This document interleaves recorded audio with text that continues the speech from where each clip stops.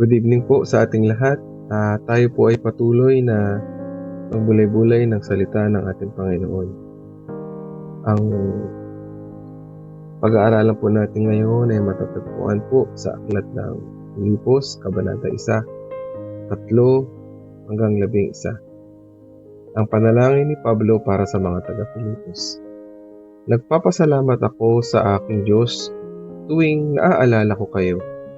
Ako'y nagagalak tuwing ako'y nananalangin para sa inyong lahat. Dahil sa inyong pakikiisa sa pagpapalaganap ng magandang balita tungkol kay Kristo.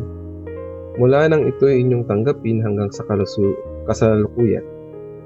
Natitiyak kong ang mabuting gawang pinasimulan sa inyo ng Diyos ay Kanyang lulubusin hanggang sa araw ni Jesucristo.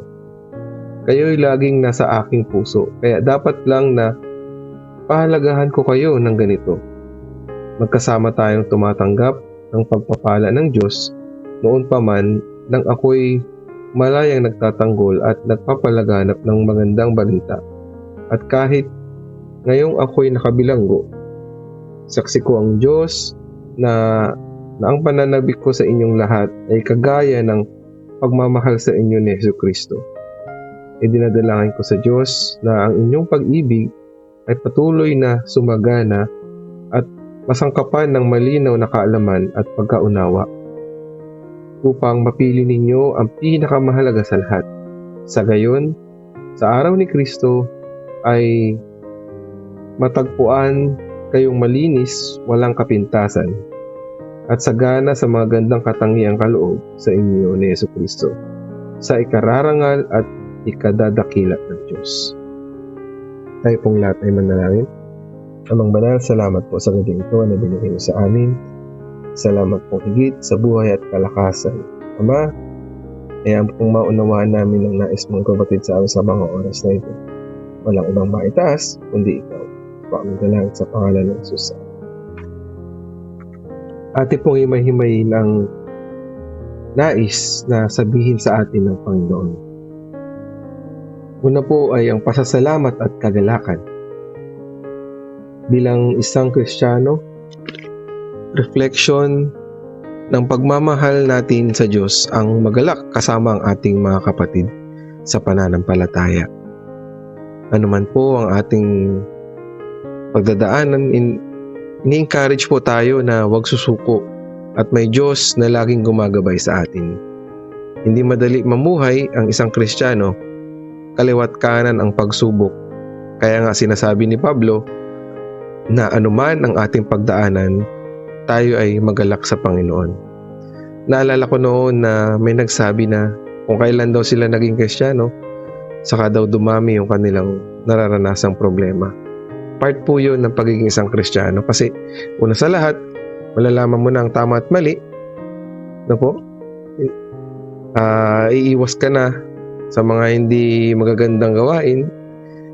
At sabi nga nila dyan is unti-unting nawawala yung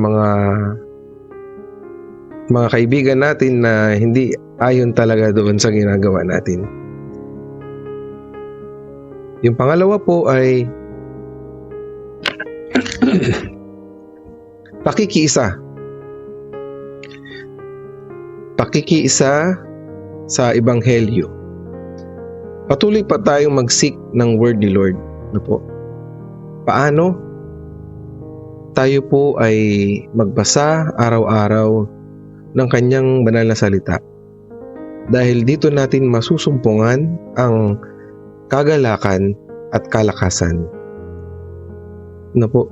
Hindi po sa social media o panandaliang saya ng gawa ng mundong ito. Marami ngayon na po, ang ginagawa nila ay kapag malungkot sila, umiinom sila ng alak or pupunta sa ganito. Kinabukasan, ganun na naman, mararanasan na naman nila. Na iba naman sa atin ngayon ay nagkakaroon ng problema. Ang gagawin ay gagala, ganyan. Okay lang naman yun. Pero darating pa rin yung point na parang hindi pa rin enough Naalala ko noon nung ako ay nag-hike. Ang sabi ko, gusto kong ma-refresh or gusto kong kalanghap ng sariwang hangin. Well, totoo naman po na nakaka-unwind mag-hike. Pero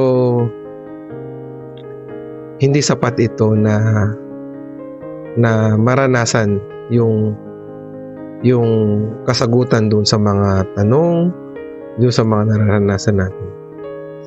Ano. At ang talagang tutulong sa atin ay ang pakikipag-usap sa Diyos sa pamamagitan ng panalangin. Pangatlo po ay pagtitiwala sa Diyos. Bilang anak ng Diyos, patuloy tayong magtiwala sa mga sinasabi niya sa atin. Paano po natin ito malalaman? Sa pamamagitan po ng pagbabasa ng kanyang mga salita at patuloy na pakikipag-usap sa kanya sa pamamagitan po ng panalangin. Gaya po ng sabi ko kanina, maging katulad po tayo ng isang bata na nagiging dependent sa kanyang magulang, na minsan, di ba po, yung mga anak natin pabukas nito, konting kailangan, yung hindi talaga nila kaya, yung bang hindi nila kayang gawin, sa atin talaga nila papagawa. Po, maging ganun po tayo sa Panginoon. Pag din na natin lahat po ng mga gawin lang natin yung best natin. Excuse me po. Kumbaga, yung may mga time po sa buhay natin na pinipilit natin kayanin po. Na teka, nakakalimutan ko pala teka, may Diyos pala, na siya pala yung makakatugon sa nararanasan kong ito. Po. Naalala ko po yung time na teka lang, kailan ba yun? Nung nagdidesisyon kami, ako, na sabi ko, Lord, bigyan mo po ko ng wisdom, Lord, sabi ko. Bigyan niyo po ko ng wisdom, Lord, kung ano yung dapat kong unahin, dapat kong gawin. Nanalangin talaga ako. At praise God kasi yun agad yung una kong ginawa. Po.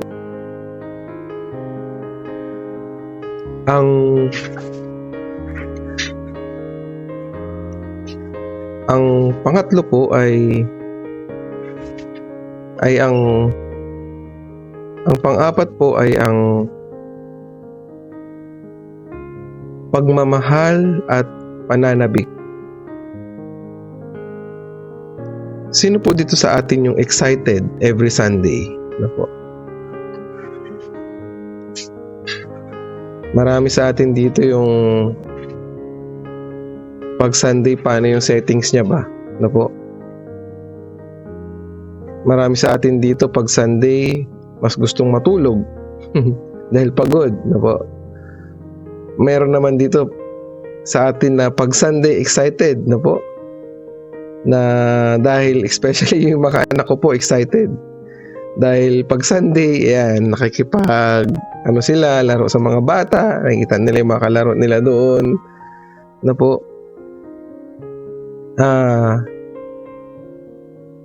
Meron naman po sa atin dito yung excited kasi pag Sunday, ito na yun mapapapurihan ko yung aking ama. Po? Nananabik siya na makita o maranasan. Sabi nga sa song, nananabik na makita, di ba?